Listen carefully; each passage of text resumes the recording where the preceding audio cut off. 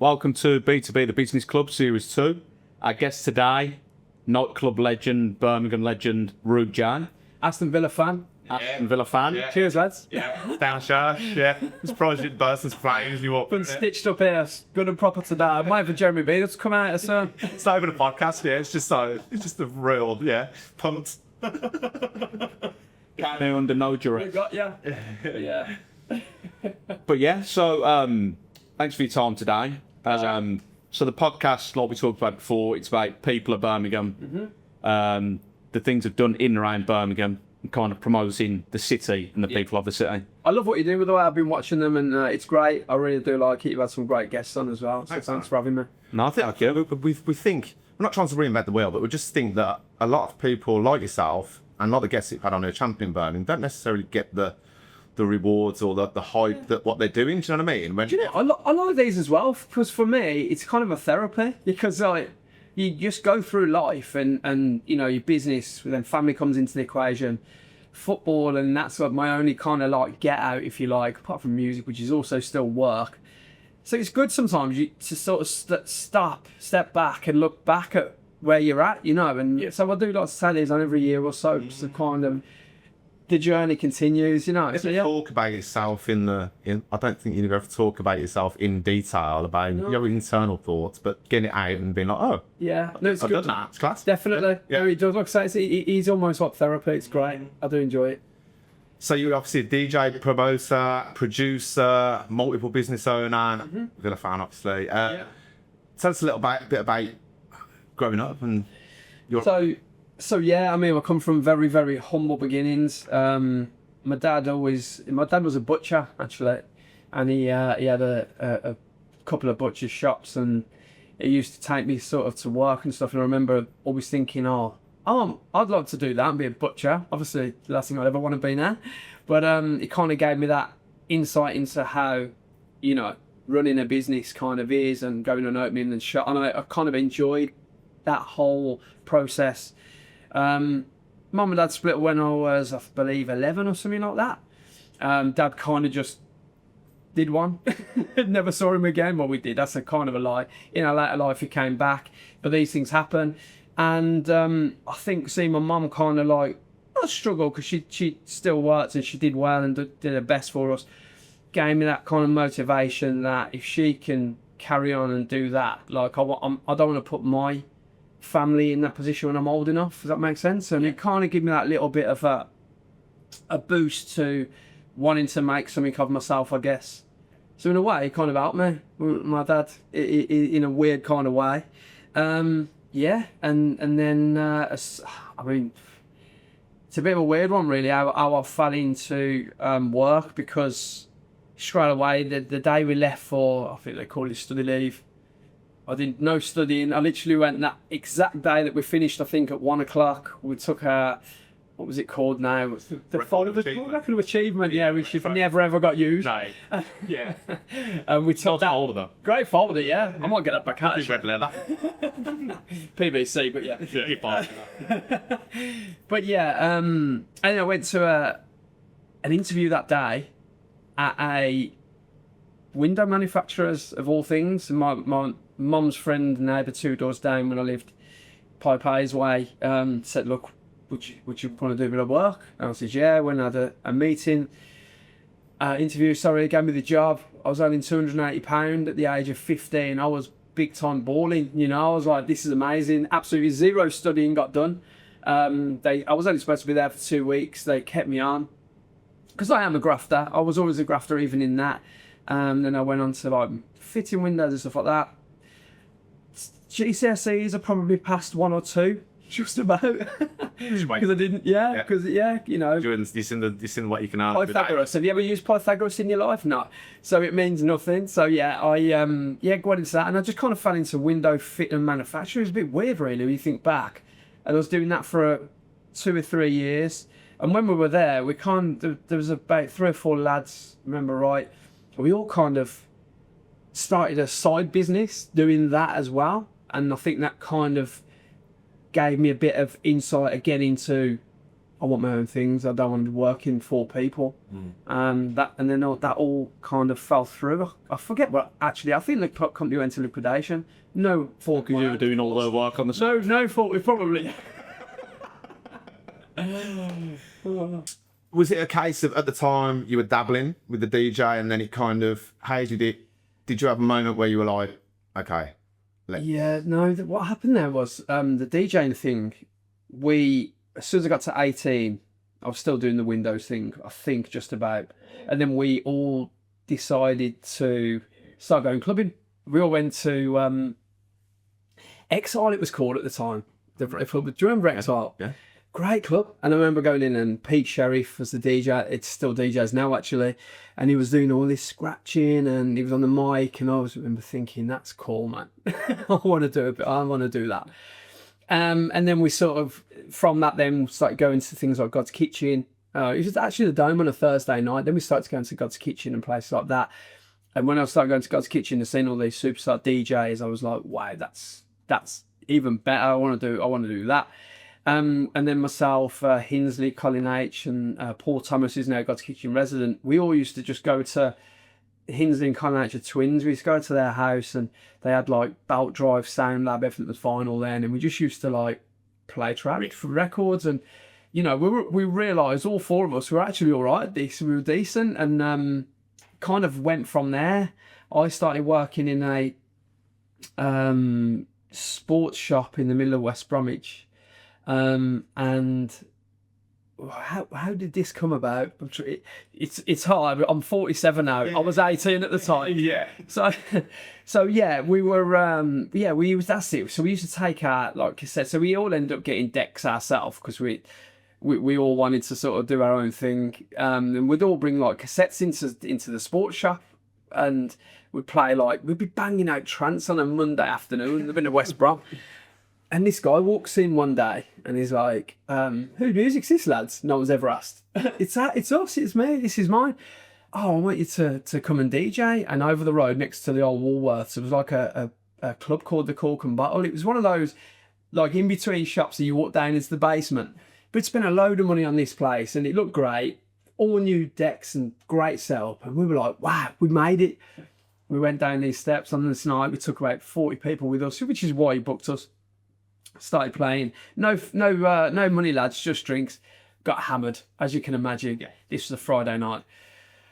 Wakes up on a Saturday afternoon at 12 o'clock. We're supposed to be opening the shop at 9. Looks at you remember the old brick phones? We had one of them. I had one of them. I was always first to have anything like that. To be, I was a weirdo.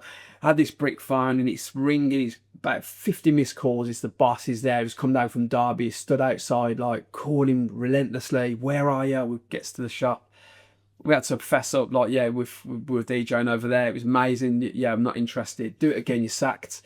And I said, look, we can't do this anymore. We're going to have to, like, just knock that on the head. Let's get back to what we're doing. We're managing this shop. We've got to take it a bit more seriously. Comes in the same day, the guy. Brilliant last night, lads. Right, we're doing it again next week. Yeah. Yeah, straight away, not even more about it. And he's like, right, we've got to do flyers, we've got to do this, that, and the other. And so yeah, let's do it. And it all kind of like progressed from there, really. I then started doing pirate radio, which opened the door to a lot of things, literally DJing in a flat in the middle of the Lyndhurst. Really? Yeah, and I was doing nothing of contact style. And then literally I started getting people involved, like Daniel Sato, who's God's Kitchen resident, which again I opened up more doors. And it kind of just progressed from there, really. And then my mum phoned me on my brick one day, and she said, well, there's an advert for a club in Birmingham called Club DNA. Bear in mind, I'm still in a sports shop at this point. And they're looking for promoters. I was like, right. So in my head, I'm thinking, that's a door in. I'm going to be a DJ there. So I was like, right, okay. I went and had a interview with him. And was that like 99 or something? Yeah. 98, It was, wasn't it? It probably was about 98, 99, I would have thought. Yeah, it would have been. The year that I left school was 99, DNA. That's where everyone was going after. You're going DNA. Yeah. Oh, okay, there. And the girls were going DNA. What a club, by the way. It had the sky bar above. Do you remember the glass? Yeah. I mean, thinking back, it's a bit weird having a glass floor. People used to walk straight like girls in shorts. Yeah. Weird. But anyway, so yeah, I started working there, and straight away I'm interviewing, I'm like, I'm a DJ. I'm like, okay, no problem. So anyway, he's like, no, but can I play? But the guy, interestingly, who interviewed me was the guy, Pete Sherry from Exile, the first person I ever saw DJing, and he was like the DJ, music organizer, stroke, promoter, everything. I never forget, they gave him like a Ford Puma that was sat outside. I remember looking, thinking, oh my God, look at that car. Wow. I want a bit of that. That's the aspiration. I want a bit of that. And and then I started working for them. They gave us these silver, terrible, thinking back, looked like E17. We used to have to go up to Broad Street, hand flyering people, really earning our crust kind of thing. But I used to take my record box. Obviously, it was vinyl then. Record box in heavy as anything every single week, Friday, Saturday, put it in the office. Don't need me. Take it back out. A bit like a footballer, like taking his boots out. Do you need me? No, okay. Do you need me? No. Same sort of thing. I'm thinking there's going to be a day and they're going to need me. And then I was on Broad Street one Saturday night. I get a phone call from Pete. Our ripping can't make it. And I'm like, I'll be there. Rushed back down, got my vinyl, went and played, and they left me up for the whole night. And that was it then, Resident. And then that led to Steering Wheel, then approached me to go and do some stuff for them there. That's epic that you've done that though, isn't it? Yeah, because some people just wouldn't. You've got it. Be like, no, they're not okay. And this is what I tell people. You get a lot of people say to me all the time, how do I do it? What have you done? Like, what have you actually done to? Well, I've emailed a few people. I've sent. Well, that's not enough. Go to the event, get in their face, go and help them. Turn up, be a nose. Be a runner. Yeah. Get them coffee and whatever. You've got to show commitment, and that's the only way you're ever going to get anywhere with it. And that then led to, like I say, Steering Wheel. I then took on the Saturday nights there when Slag left. And then the owner, Sydney, wanted to invest a load of money, which we then turned it into Club Hidden. Yeah. And then that they had Peruvia on a Saturday night. We had the Friday. They gave me the Friday night to keep me happy. But Peruvia did the Saturday with the big DJs. They said, right, you do a local thing. We did a thing called Clique, where the idea was everyone's part of the clique. We all meet up together, and we made the Friday night. It was huge. I mean, our competition was Fuel, which at the time I was resident, so it was a bit of a weird one. Like, not jump ship, but I was at my own venue still. But we did this thing, but I was kind of, that was my bread and butter. I had to do it, and we smashed it to the point that Peruvia was literally struggling. That left. We took on the Saturday. We had done an event called Promise, and then we started bringing in some of the biggest DJs. We had like Brandon Block, Alex P, Alistair Whitehead as our residents. Shamus Haji. We had Junior Jackie Cream when they were just getting big for Defected. Yeah. I took the contract for Defected and Tool Room, both. So we really started to make Hidden a bit of a meet-up place for the real music heads. And again, I mean, you think back to them days, and it's a shame really where Birmingham's at, because thinking now you had like Babushka, Miss Moneypennies, there was Hidden. Oh God, yeah, Sudi Bakers were still going. But I mean, we're talking about the times where you'd go out on a Thursday, Friday, Saturday, Sunday. There'd be something on every night. Yeah, and then you go to a student night Tuesday or Wednesday at Gatecrasher or whatever. So yeah, that's kind of like how I got to where I got to. But I would say the main thing was probably, I'd say that the turning point for me was Steering Wheel. I think because then people start to take you seriously. It's like, why have they given this young kid a Saturday night? I was only 21, 22 maybe. And we did a night called Ultimate Freedom. So how did that work with the snowball effect? So you're doing that. What's the time scale between each club before someone's coming knocking, going, see what you're doing here? Will you come and do it here? So the DNA thing was a couple of years. I think it lasted that long, did it, DNA? If I remember rightly. It was just a bottle of Carlsberg and a shot of Romanoff for £1.50, so it was never going to be sustainable. Was it? Crazy in it, and it turned into structural, didn't it? Yeah. So yeah. Which then the glass ceiling all of a sudden makes sense, doesn't it? It does. What a club though! I think back to that place, and wow, what a place that was. They must have spent millions on that. Anyway, but yeah, that was like the time of Liberties and stuff as well, man. Yeah, it was. Yeah, so you go there and end up in. Well, I mean, everywhere was just packed. You go into the arcade and it would just be like bustling, but full of people. You go through there now on Friday or Saturday night. Well, I was going to say, What Tuesday night used to be. Yeah, from the not the audiences, but the kids now. Obviously, we was big on drinking and partying. Yeah. It doesn't seem to it seems to have shifted a bit now with the. I think what I find now is Also, can they? yeah, no, it's true. Stan, the cost of living it's at an all-time high, and I'm seeing that with all the businesses, but with clubbing, it's a commodity, and people used to go, right, I've got to go out. Now I don't want to go out. So what I find now is, with the things that I do, like our house rave, you'll get everyone come out for that 1 or 2 events a year. I'll do a spin reunion of Christmas, and it gets them all out for that one event. But you think back to the days I'm talking about with Hidden and stuff, and I remember I was promoting to 35, 40-year-olds in Sobar. You don't get that now. You don't get that kind of. They'll go to like Fumo and they'll have a few beers up there or whatever. They'll go to. There's a couple of places they'll be, but it's very young now. You've got more Galdut Schloss, haven't you, now, where people seem to centralise a different. Schloss is another one, yeah. You get a lot of hen parties and stuff up there as well, don't you? And a lot of people do kind of go. A lot of people phone me and say, "Where can I go?" And I'll say, "There if you're older, or if you're younger." Hemman and Cooper, my mate, the Harrison runs that. Other than that, unless there's events on, there's not really a lot. I'm sorry, going back to your question. So it depends. I didn't really. I would say I always stuck it out as best I could. I was never one to just jump ship. I've always been very loyal when it comes to anything like that.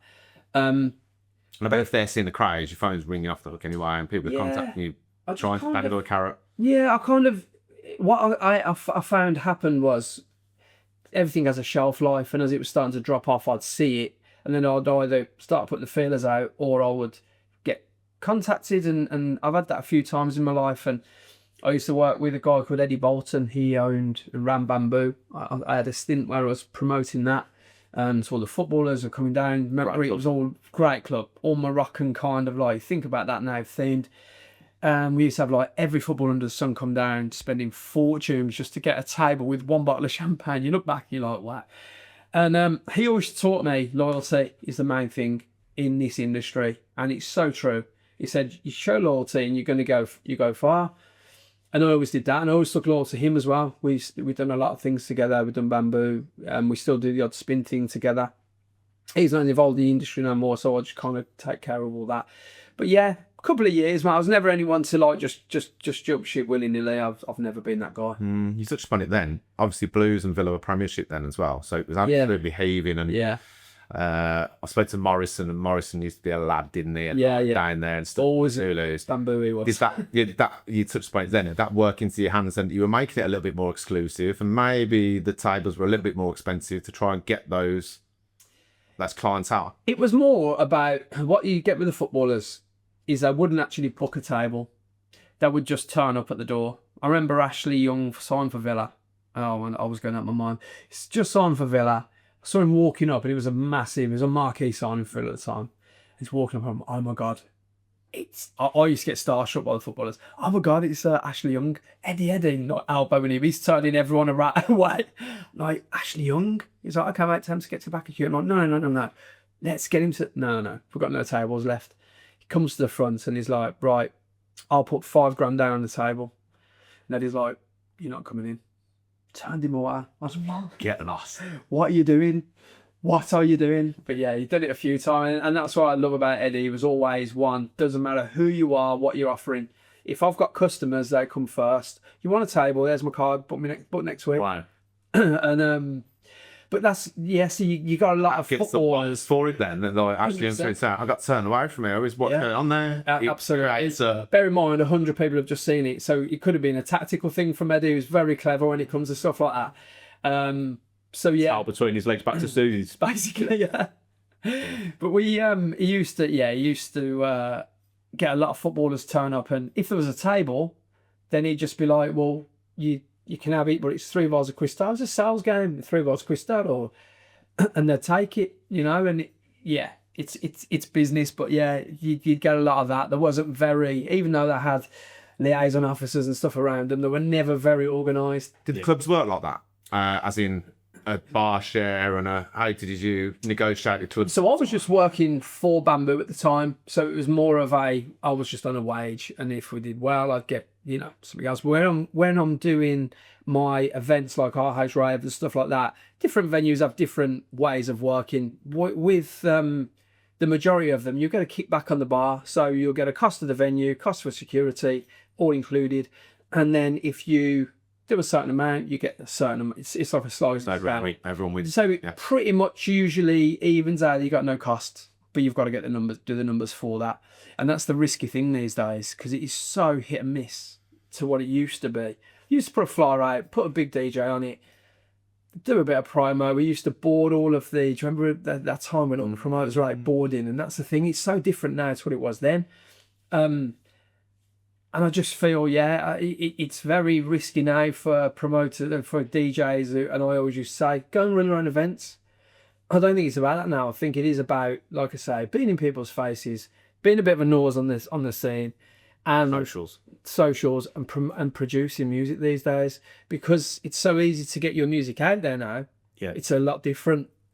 Like I say, back in the day, our way was filling events, filling nightclubs, postering with the rain, the snow, whatever, and it turned into a war. I remember at one point you used to drive down the Haggy Road, and all of the I actually moved to Haggy Road because I wanted to be the first out every day, literally, and you'd have like 10 posters up every lamppost at every traffic light, and they got to a point where they really clamped down, and we got a £2,000 fine, I think, at one point. It's like £10 for each poster. We're going through the post. Like, right, what do we do now?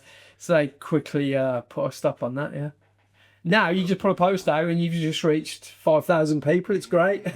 Yeah. Have you been interested in these day raves for us old gets?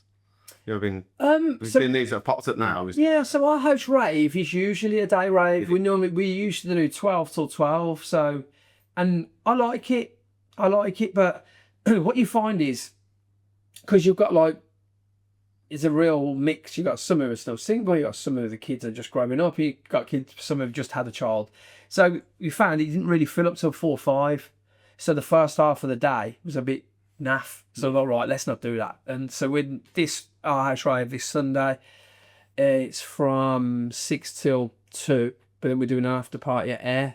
So we're doing the O2 Institute, which is going to be amazing. What a venue. And then back to Air. So we're doing 2 iconic God's Kitchen venues in one night.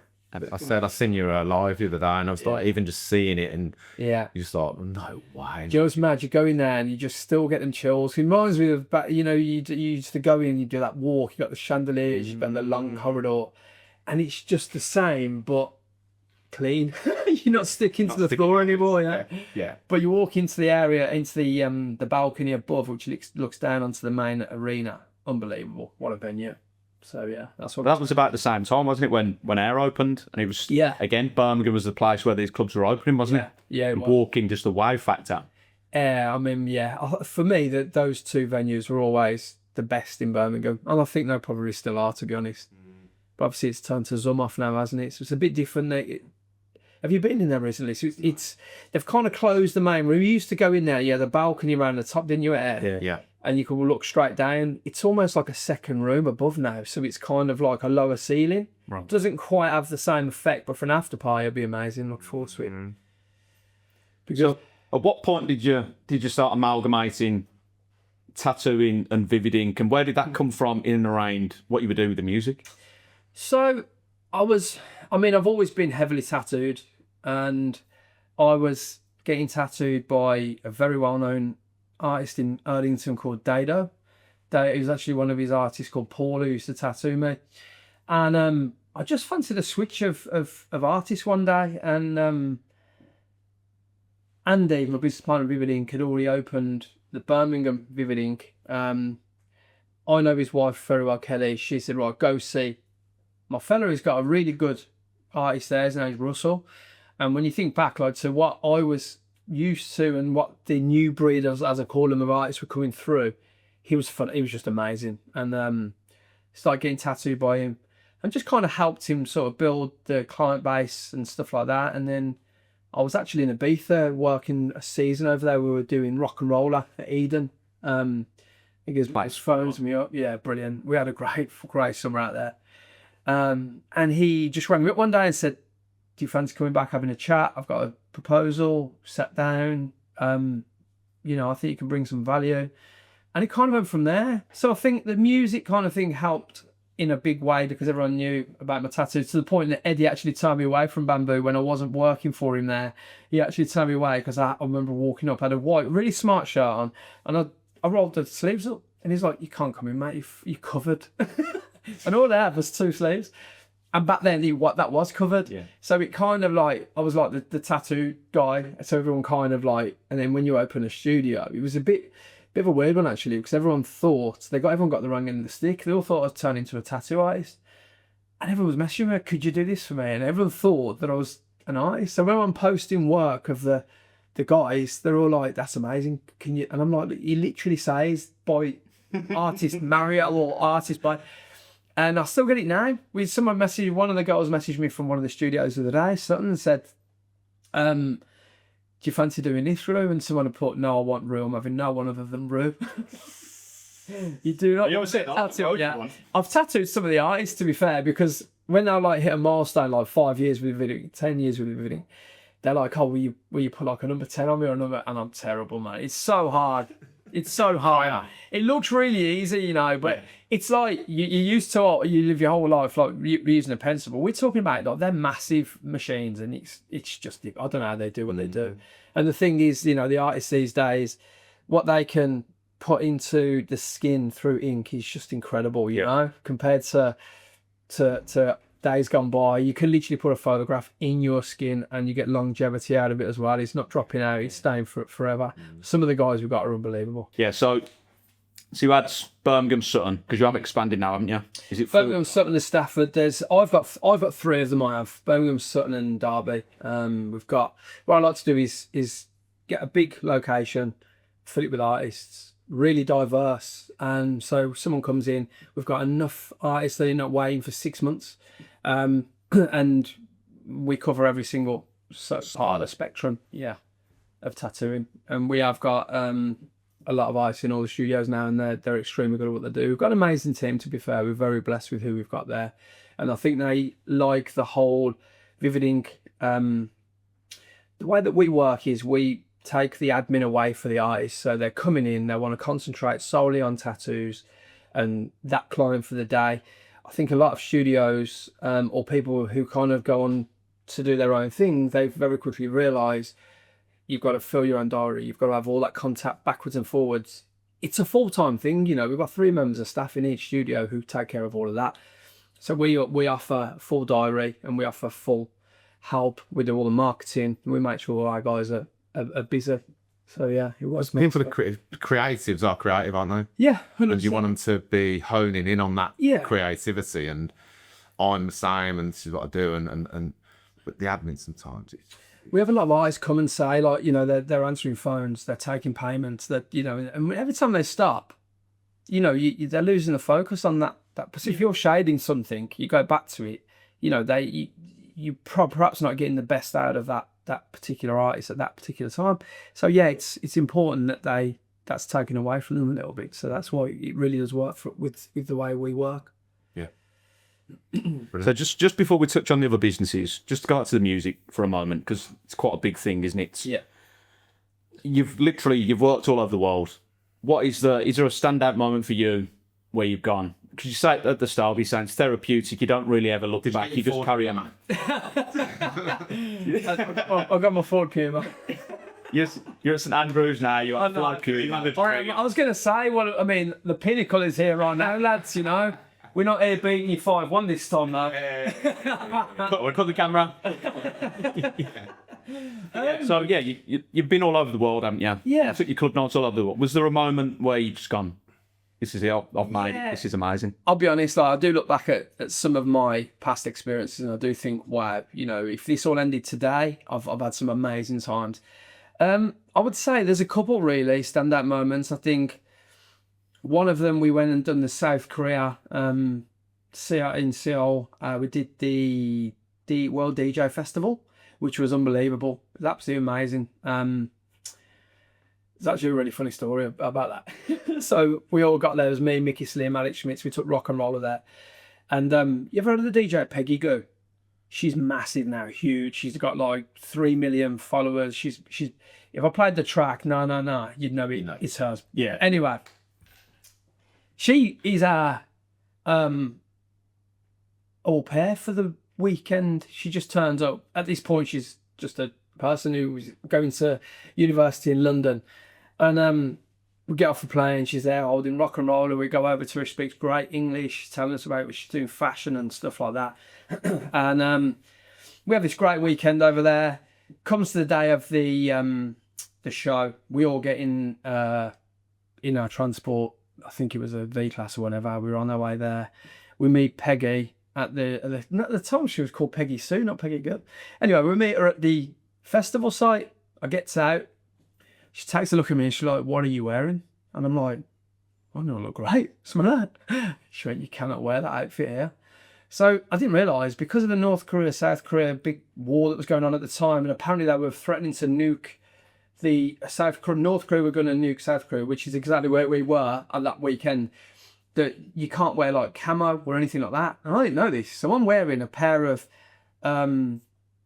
big baggy like camo trousers. They were so cool as well. And I'm like, well, what am I going to do? Wear my boxer shorts, you know? She's like, well, you're behind a DJ booth. You just can't go into the crowd. Be really careful. So I'm thinking, my t-shirt literally says "Start Wars." So do you remember Guilty Royalty, Jay, rest in peace? Yeah. That was his brand, and it's like Darth Vader's face, and obviously Star Wars, but it's Start Wars. And she looked, and obviously she's looked at that and she went, "You need to turn that round as well." So there's a video. So you're Brum chuck in the middle of a conflict on the border of North and South Korea in a pair of camo trousers, Start War t-shirt. Literally couldn't have wear anything worse, and I'm thinking, what's wrong with me? I felt look great. So anyway, I've had to turn the t-shirt around. So on YouTube, there's a video of me DJing with my t-shirt backwards. Honestly, mate, you can't even write it. So that was one of the time I remember looking down and thinking, wow, we're DJing in front of 5,000, probably more than that, people. And it just kind of happened. We like I say, you get lost a little bit. You find yourself in these places, and then you have to take a bit of a breather and go, wow, look where we are. Like, this is amazing. And so that was one of them. And I think when we got the residency at Club Eden in Ibiza, and we took Rock and Roll right there, we're getting noticed now for what we're doing. And we've done the whole season now. We're actually staying in Judge Jules' villa in Jesus.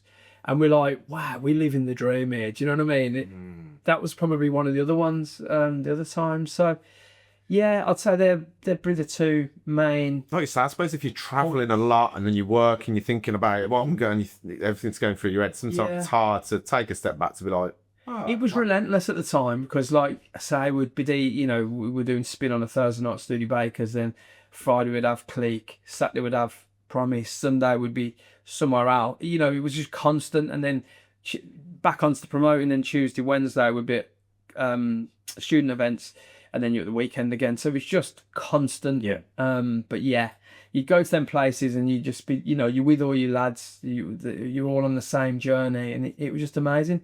But yeah, so then back to the Peggy thing. So I get this video comes up for No, and I'm like, Peggy Gou? That sounds like that girl who took us to around South Korea. I click on her and I'm like, oh my God, it is. I phoned Alex Schmitz, who was one of the Rock and Roll lads. I went, mate, Peggy Gou? And he went, yeah, it's Peggy Sue. I went, no way. She's huge. She's like one of the biggest artists in dance music. I can't even get a response out of her now. Really? Yeah, so I'm going to tag you in this, by the way. Yeah, I'm talking about you in a podcast. Send her a set of camos. That's bass. Do you think? Do you take any inspiration that she saw you and she thought, actually, you know what? She's not DJing with a top backwards. No, she's not. She is, no.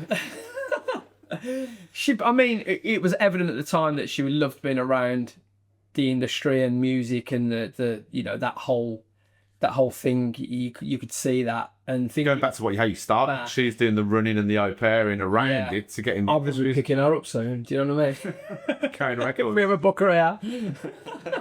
Show us St Andrews can be up. Yeah. It's not big enough here, lads. No, so essentially, so you've lived a lifetime a few times, haven't you? So around, that's a whole journey in itself that carries on. But then around that, then obviously you're an entrepreneur. You've got various businesses away from music. How did you kind of expand into the other things that you're involved in? So there's a few things. I mean, I get quite a few opportunities come my way. And you can get really carried away with stuff. But the way I see it now is 'cause I've got a family. You've got to. I want my home life as well. So if anything, I've kind of like stepped back a little bit rather than constantly going forward, and consolidating the business I've got to be able to spend the time with the family. So something came up with roller jam.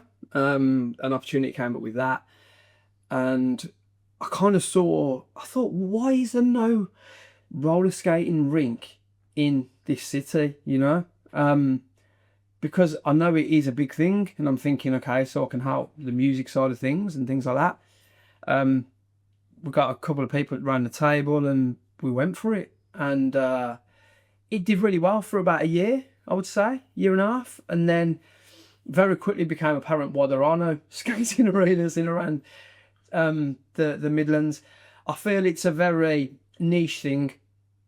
You get a lot of families who come, but then the kid will fall over, cry, and they'll leave. Or you'll get people on the first date, and then they don't actually want to skate. But then you'll get the guys come, and we start to turn into a bit of a skating community. They all start to come, they start doing speed skating, and people don't want to be on the rink. It's difficult. I think to do something like that, I think you almost need two rinks. You need one for them and one for them. And so we started putting on events there and stuff like that, and it started to become something I've always said I didn't want, and that was to own a nightclub. I'm not interested, like, with what goes with it, the politics, the headache, the risk. I was just like, I don't want this. So I pulled away from that. And I'm at that point in my life now where if something's not working, or if something is taking too much of my time, or too much stress is involved, go. It's not worth my energy, you know, and that's kind of where I'm at. So then other than that, I've got, I've always loved holidaying, you know, going away and stuff like that. I started investing in Spain a long time ago. I bought my first property out there, very cheap. Spain was on its knees. They threw the villa at me, literally. There's pretty much zero interest on the mortgage payments. What could go wrong? So got that. I ended up selling that about 2-3 years later. Made a huge amount of money on that. Went and bought another one. And then from that, I've just kind of expanded. I've got 3 out there now. And I rent 2 of them out. And that, I enjoy that, because you got like families going out there that I can recommend where they go. And people say to me all the time, are you not like, is that not annoying that you're constantly having to like get back to people? No, I really actually enjoy that. I you know, people sending pictures of their families and stuff. So yeah, Rue Jay it's called, for anyone wanting to know what that is. Put the link. Yeah, we'll put the link. Where do I see? Oh, it's just come back to me now. Where do I see you've got like a big villa badge in your pool somewhere? That's at home. I remember seeing that live. Did you put something on last year or something? And it was recent. It's quite recent. Yeah, it's quite recent. It's just come to me now. So basically, I also collect. I'm a bit of a weirdo, to be honest, but this is my geeky side. I collect, and I fell into it again in a bit of a weird kind of way. Match-worn villa shirts. So I would say I'm probably self-proclaimed one of the top 3 collectors in the country. With the shirts I've got, like Gary Shaw's 1982 European Cup final shirt. And then I've got like Dalian Atkins, somebody scored the worldie at Wimbledon when he dazzled a load of players, the umbrella. I've got that shirt. So shirts from like really iconic moments are now in my possession, just in my wardrobe, weirdly. And I've got the Aston Villa match shirts is my handle, and you can see them while I'm there. And it's become a bit of a, people ask me questions about them all the time. You know, like, what's that? How did you come about? How have you got Gary Shaw's shirt? Rest in peace. Obviously, he died 2 weeks after I got that shirt, actually. And the badge. So it's a really weird one. So I just gets this message saying, "Rue, do you want the badge off the stadium?" Because obviously we had a change of crest. They're putting the new one on. I've got this one coming down. The guys who are commissioned, they want, I think they wanted $5,000 for it, and I was like, we're doing a badge for $5,000, even though it'd be an amazing thing to have. Nah, I've got nowhere for it. About a month later, I get another message. Do you want this Villa crest? I said, look, I've got nowhere for it. I said, okay, well, they're offering. If you cover the cost of the takedown and delivery, you can have it. I was like, okay, I'll stick it in the shed for a rainy day. No problem. So it comes in like, I mean, it's massive. It's like, I think it's about 4 meters long. No, it's bigger than that. It's probably 5 meters long by 3 meters. It's huge. And I'm like, it comes in different like sections, all the LEDs, it all clicks together, all gets like, all the wires get put together and it goes up. I thought, you know, I've got all these shirts, who knows one day, I could end up doing something with the shirts and with that. Always thinking ahead. And they delivered it to site. I phoned the missus and listen, I've just bought this crest. And she went, yeah, knowing you have you. And I'm not going to say what she called me. I've told you. I've just told you I bought it anyway. So the following Tuesday, it turns up. I get this phone call. What's this on the lawn? I said, well, I told you I bought the Villa crest, like off the stadium. She's like, what are you planning to do with this? I said, don't worry, it's going in the shed. Cool. Okay, cool. Get time. And it's literally taking up a lot of the lawn. Got home and I'm like, right, okay. Phoned the guy up. I said, right, how's best to store this? He went, oh no, you can't fold it or roll it up because it's a canvas. You know, the actual, it's like a big aluminium tray and it's a canvas that stretches over it. He went, you can't fold it up, mate. What are we do with this now? I'm like, right. He went, this is why he wanted it out of his garden. He's got nowhere for it. So we've got going up in the living room area. So I've literally looked everywhere around here. What can I do with this? And I've got a pool and I've put it above that. And it didn't tell the miss about that either. And then we had a birthday party for the little one's birthday this week, and she had like a mermaid, a mermaid come round with a silicone towel, looked so magical, and then you got this big whopping Villa badge at the front. And she phones me up, how are we going to get this flag down? I went, okay, so it's not a flag, it's a crest. Yeah, it took them a day to install, so obviously it ain't coming down. How are we going to cover it up? She's nuts. So yeah, we've got these pictures of Ariel swimming around the pool and a Villa badge above it. It's right. How did you start your Villa journey? Passed down? No, we were tattooing a lot of the lads at Vividing St Carfield. Fabian Delph become a friend of mine when he was captain the club, and he gave me a few shirts. He gave me a semi-final shirt before we went to. I think we got beat at Man City at Wembley 3-0. So he gave me a few shirts, some boots and stuff. Then we started tattooing John Stones when he went to Man City. Passed them down to me. I did some work with Jack Grealish. He gave me a shirt the day my little girl was born. Actually, we played Leeds away. I don't know if you remember the goal, and the manager made Leeds score because there was that whole controversial we stopped play. Do you remember that? Yeah. And it all went fisticuffs on the pitch. That tried to smash him, then he had right. through. That's Vla or someone. Yeah, I think it was, wasn't it? And who scored the goal? Yeah, Albert Adoma. Yeah, he tried to and then. So that game, I knew that our little girl was coming via. How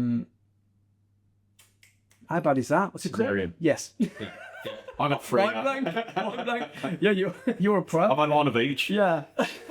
And so knowing that, I said to Jack, this was before I started doing some work. I knew him anyway. He used to come to Bamboo and stuff, and I said like, listen, man, I don't mean to be that guy, but I'll donate whatever to charity. Can I get your shirt from that game because I want something to show my little girl that this kind of we played the day she came, and he said, he said, course, no problem. Forgot about it. And about a month later, when I've got this shirt here, mate, you want to come and get it? I was like, no way, you got it.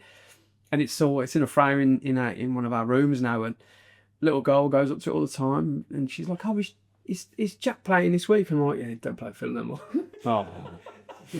But you know what? Away from all the obviously like the normal media and that, everyone that knows him says what a lovely bloke he is, don't they? He's a lovely guy. It's Jack's really misunderstood, and I think he's a good-looking lad. He's one of the lads, isn't he? Do you know what I mean? He's a lad. He's a lad. He's a Solihull lad through and through. He'll sit down at a table and you would not think he's got the millions and millions he's got. You'd think he's one of us. And there's a lot of stuff that he does that goes under the radar. When there's... you remember the guy that hit him here and stuff like that? He contributed heavily to his funeral and stuff like that. There's a lot that people don't know about Jack. Yeah. And he doesn't post about it. Community and stuff as well, isn't it?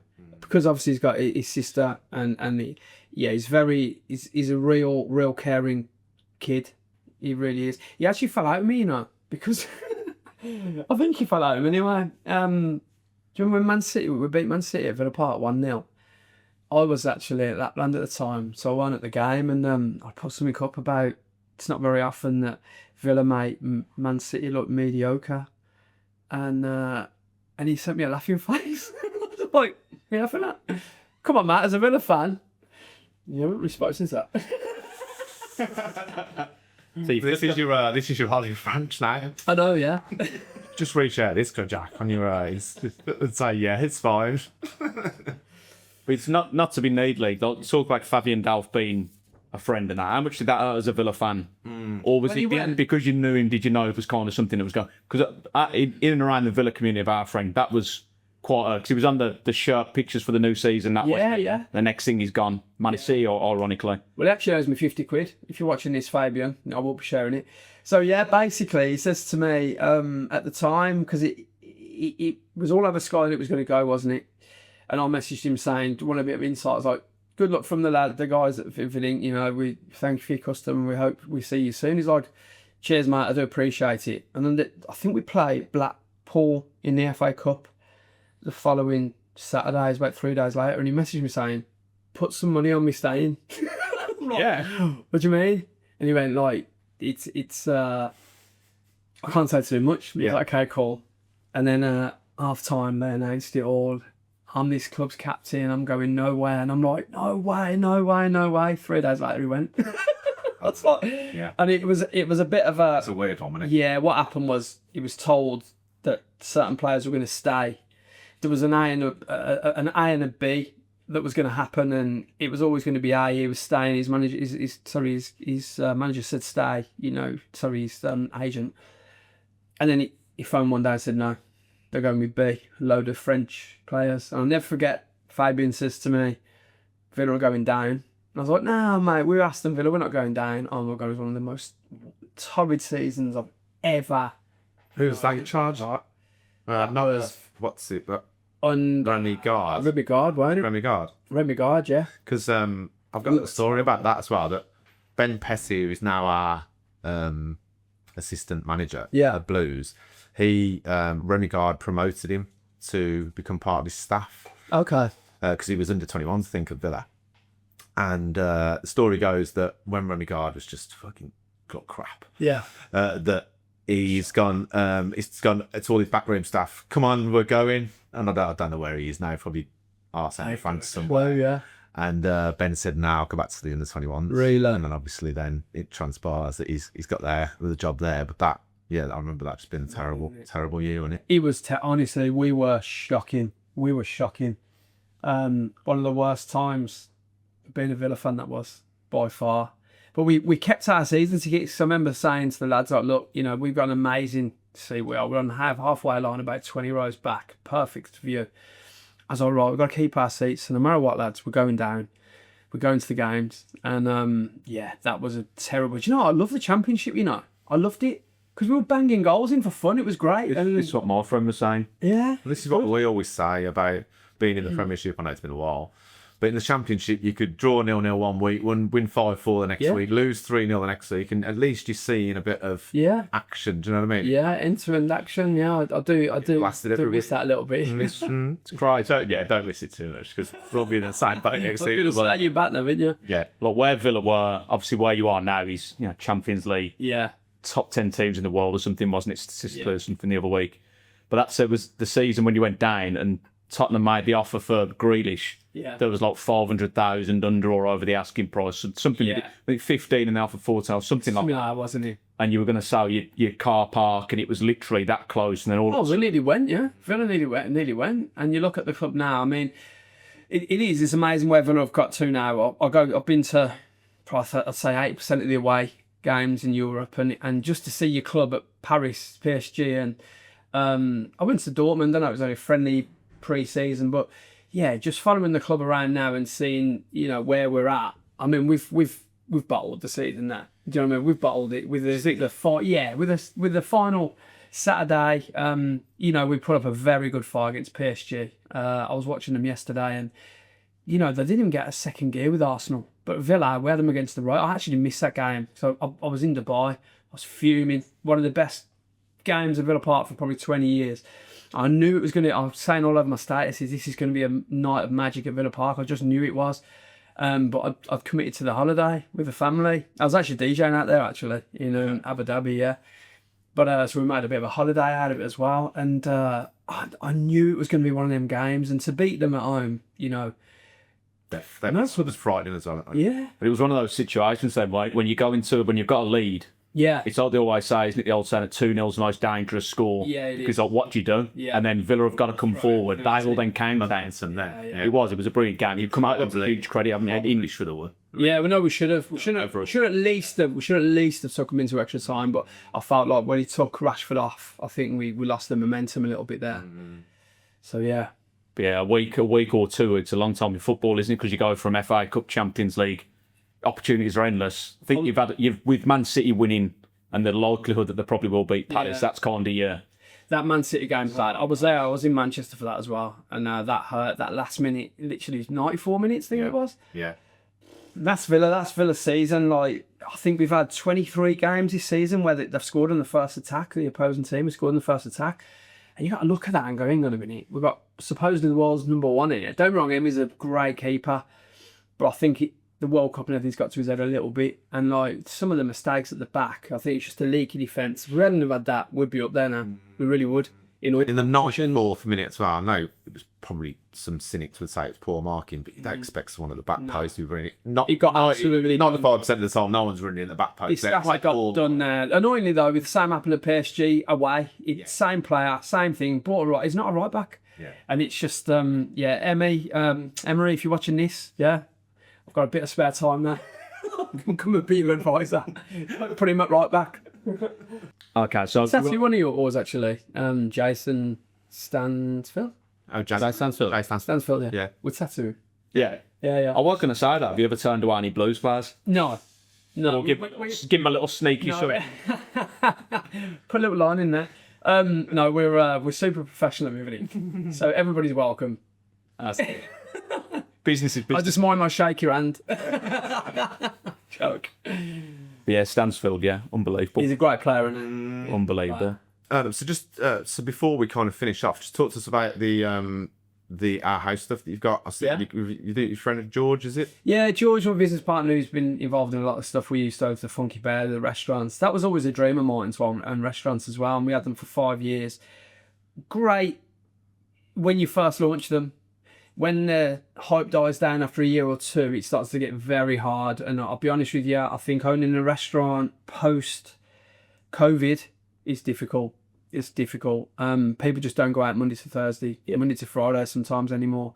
And you're kind of like hoping on a Saturday and Sunday only to make your money. So yeah, again, as I said, if it's affecting my energy, it's affecting my stress levels, it goes. And before we start to lose money, I said, right, they've got to go. And then that's where we're at, and that they went. But we've continued to do stuff together. Our House Rave, this is our last event now. You've retired a couple of times. I've definitely retired once. I think it might have been a couple of times. What Tyson Dura? Just keep striking back. It's hard, It's like if you got love and a passion for something, it's very difficult. So with the Our House Rave thing, that was me coming out of retirement to do one last party. It was so good. We did it at the Q Club. We had Robin S. Perform live, and what I did, I wanted to put like all of my events, all of my past promotions like Steering Wheel, Bakers, Mud Club, Spin, all under one roof, and that's where Our House Rave was kind of born. And people just something clicked in it, and playing the classics, because at that point there was no one doing that, and we kind of brought all of the old DJs and artists out of retirement. Now I'm not saying we are the people that sort of started that whole thing, but I think in Birmingham we definitely are, because it wasn't happening, and we started doing like live streams, and it was just, how can I put it, it was the fastest growing thing, a business I've been involved in. Like we sold 3,500 tickets in like 3 months, to the point it was sell out. And then, like I say, now all those DJs that were not doing anything, we were getting like 300 quid, 400 quid. Now we're asking them, it's like, yeah, 2.5 grand, 3,000. It's like, gee, you can't make money out of this. So yeah, this is the last one purely because I'm concentrating more on music now, music production.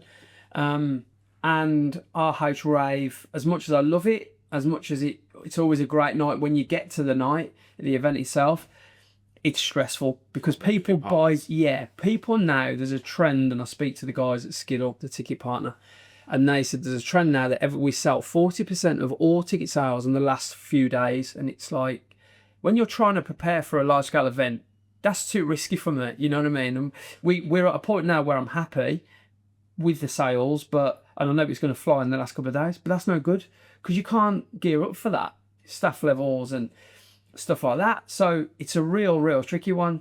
And then, like I say, music completely blow your budget. If that didn't, there's always a 100%. But it will happen. Like I say, we'll always sell out, and you know from speaking to people that there will. But yeah, you can't have the last week that. It's hard. I'll speak to a lot of promoters in Birmingham as well, and they're all exactly. They ring me up like I'm them. You know, I know I've got the answers. Like, what do you think to this? I've only done this, man. I'm like, calm down, it's fine. But then when it's me on that side, I'm like, what are we gonna do?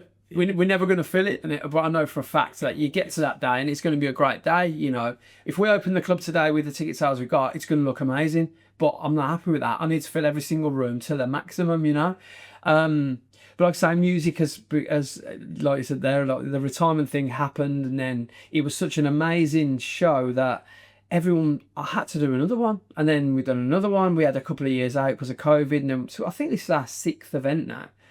But I want to go on top. I don't want to continue trying to do something that's become diluted and very saturated. Last 2 weekends ago, there was 4 events in Birmingham, all the same kind of thing as RH Rave, all classics orientated, all the old DJs. So it's become very saturated. So for me, it's like, let's just leave it there and we'll look for the next big thing. But music, about a year ago, I started producing again.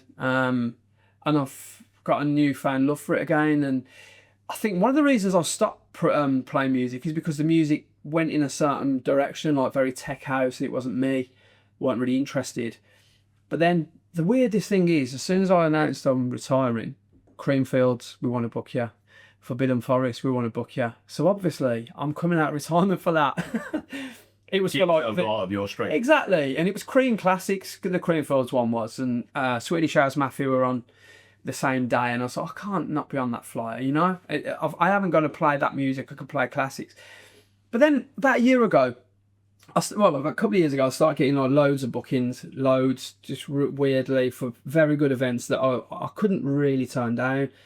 And I thought to myself, well, why don't I just make my own music? Because I can bring a bit of it, because I'm sick of playing classics now, because I've been doing it for so long with the RH Rave stuff. Bring a bit of that in to modern day music and just make it your own. So I started doing a bit of that. One of the big tracks that I started back out with was Let's Groove, George Morale re-edit, and that just took off. And then I've worked on a couple of tracks since that. Got some big labels that have signed them, and so I thought, right, okay, I'm back in here. I need to really get this going again. So Radio 1 played a track that I made, Hype the Funk, that was a couple of months ago. Then I had Mark Knight just play a track that's been released this Friday, an EP. Who Players come forward and said, we want you to make 2 tracks, we want to put it out for you, we're going to make a big deal of it, which they have. And now I've got a track lined up with different labels until the end of the year, coming out and being released. So the music thing it's just come out of nowhere again. And I think having those contacts throughout my life and booking all these big DJs and working with agents, I'm kind of at the table already with them. Yeah. And when they're listening to the music now, like, actually, this is actually really good. And they trust you even just to listen to it. I suppose that it's still the same as back in the day. You listen to my demo, and then if you get one through, they'll be like, well, we trust. You find it's like you find it's like music cyclical. So obviously, because originally it was big piano based, wasn't it? And then Speed Garage landed. Yeah. And you were right knee deep in that at that time, weren't you? Yeah. So do you find like those things come and go, like the classics are the classics, aren't they? 100%. it works in waves, and I think now there's this resurgence of speed garage. I've just made a re-edit. It's weird actually because I've gone full circle. So I've just made a re-edit of Matt Darey's Beautiful, the track, massive, one of the top 3 trance tracks from there. And it's weird because I was talking to Marcella Woods, who sang that track, about jumping on one of the tracks I made at Defected a few months ago. And something came up, maybe because I was speaking to her, I've got it in my head. And I thought, that'd make a really good speed garage flip. So what I've done is I've taken part of the vocal, made it trancey but a bit moody kind of sounding, then it goes into a speed garage thing. It's getting battered in Australia. All the Australians who play a lot of that high energy kind of speed garage stuff, they're playing it all over. And then Marcella is working with me on it to try to get it as an official remix with Matt Darey. So that's all kind of happening now. She's typical diva that she's like not happy with her own voice. And I'm like, this is the voice from your original track that was I think got to number 2 in the charts. Like, it's good. Like, I wanted to re-sing it. I'm like, let's just release it. So yeah, it's to be talking to people like that is amazing, you know. So if that happens, that'll be next level, because this is one of the tracks I was playing as a kid, and then all of a sudden you're doing potentially an official remix with absolutely amazing. That's Yeah, brilliant. because I think at the moment there's a Rihanna tune that's just been remixed into a speed garage into all over Capital Dance every 2 minutes, isn't it? Yeah. It's definitely it's definitely soaking back out, isn't it? Speed 100%. garage. There's that. It's called the Reese baseline, and it's becoming very apparent in a lot of music again now. So yeah, but a lot of stuff that I'm making, it is all of like the 90s influence, big pianos and stuff like that. So anyone that jumps on my Spotify, Rue Jay, that's it, Rue Jay on Spotify, you'll hear it all anyway. So it's, yeah, I'm enjoying it. I'm enjoying the music again. I'll put the links onto the Yeah, YouTube. brilliant. And share it back. Yeah. Appreciate it. Again, slightly just on music again. So I went to Club Azula years ago, Yeah, and I've never been to a minimalist house night before. yeah.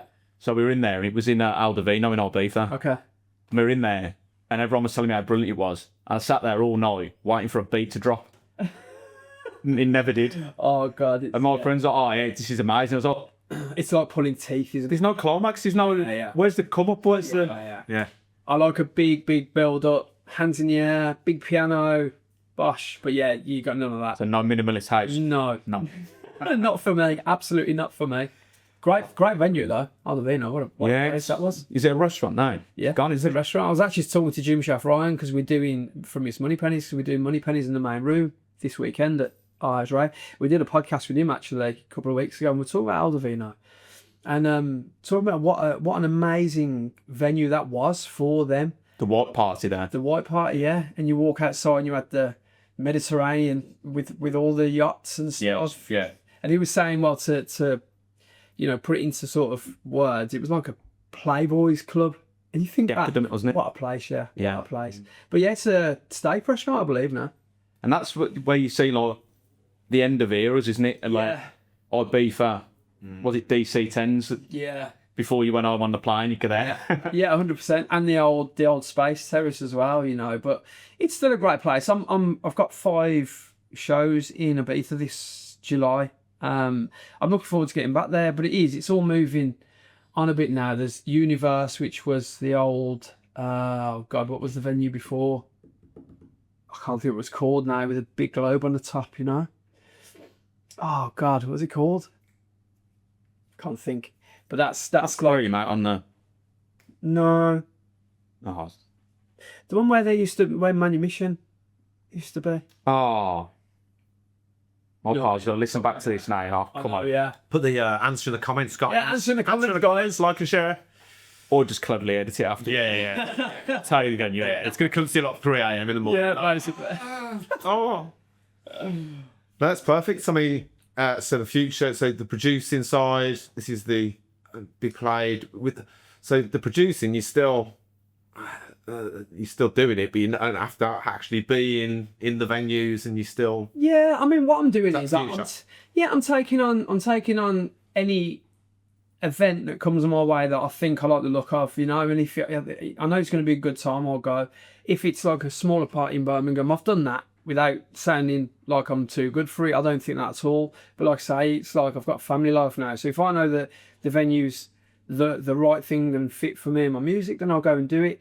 But the production side of things, I mean, I'm the wrong end of 50 now. You know, it's only so long you can go out and start looking at a place, DJing in clubs, but I still enjoy it, and that's why I kind of pick and choose what I do.